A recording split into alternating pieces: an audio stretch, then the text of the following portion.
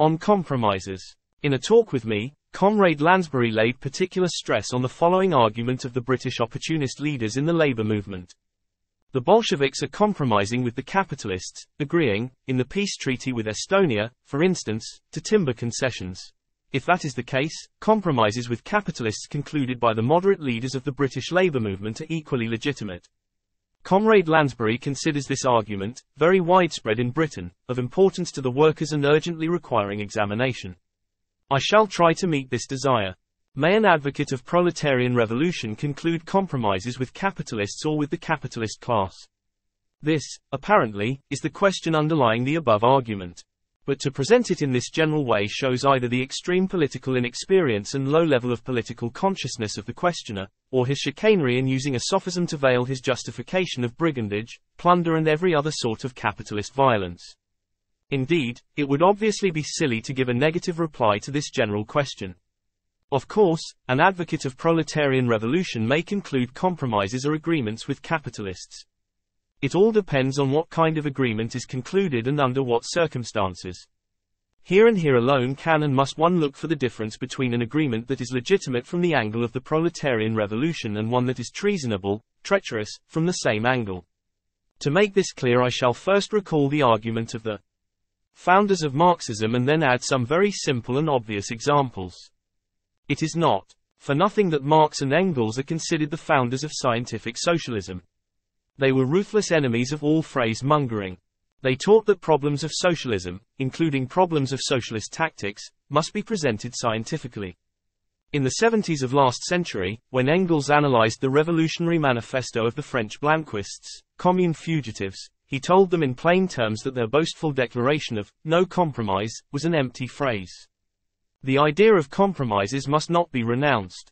The point is, through all the compromises which are sometimes necessarily imposed by force of circumstance upon even the most revolutionary party of even the most revolutionary class, to be able to preserve, strengthen, steel and develop the revolutionary tactics and organization, the revolutionary consciousness, determination and preparedness of the working class and its organized vanguard, the Communist Party. Anybody acquainted with the fundamentals of Marx's teachings must inevitably draw this conclusion from the totality of those teachings.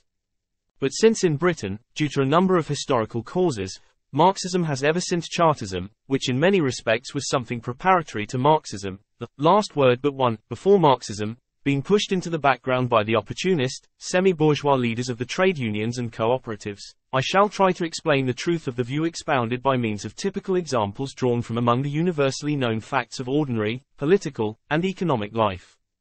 I shall begin with an illustration I gave once before in one of my speeches. Let us suppose the car you are traveling in is attacked by armed bandits. Let us suppose that when a pistol is put to your temple you surrender your car, money and revolver to the bandits, who proceed to use this car, etc., to commit other robberies. Here is undoubtedly a case of compromising with highwaymen, of agreement with them. The agreement, though unsigned and tacitly concluded, is nevertheless quite a definite and precise one. I give you, Mr. Robber, my car, weapon and money. You rid me of your pleasant company. The question arises, do you call the man who concluded such an agreement with highwaymen an accomplice in banditry, an accomplice in a robber's assault upon third persons despoiled by the bandits with the aid of the car, money and weapon received by them from the person who concluded this agreement? No, you do not. The matter is absolutely plain and simple, down to the smallest detail. And it is likewise clear that under other circumstances the tacit surrender to the highwayman of the car, money and weapon would be considered by every person of common sense to be complicity in banditry. The conclusion is clear. It is just as silly to renounce the idea of literally all agreements or compromises with robbers as it is to acquit a person of complicity in banditry on the basis of the abstract proposition that, generally speaking, agreements with robbers are sometimes permissible and necessary.